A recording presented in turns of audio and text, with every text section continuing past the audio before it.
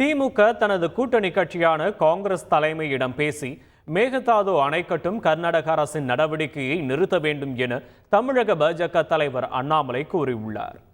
இதுகுறித்து அவர் வெளியிட்டுள்ள அறிக்கையில், மேகதாது அணை தொடர்பாக தமிழக அரசுடன் பேச்சுவார்த்தை நடத்தி தீர்வு காண பிரதமர் மோடி வலியுறுத்தியும் கர்நாடக துணை முதலமைச்சர் சிவகுமார் பேச்சுவார்த்தை நடத்த தயாராக இல்லை என்று கூறியிருப்பதை சுட்டிக்காட்டியுள்ளார்.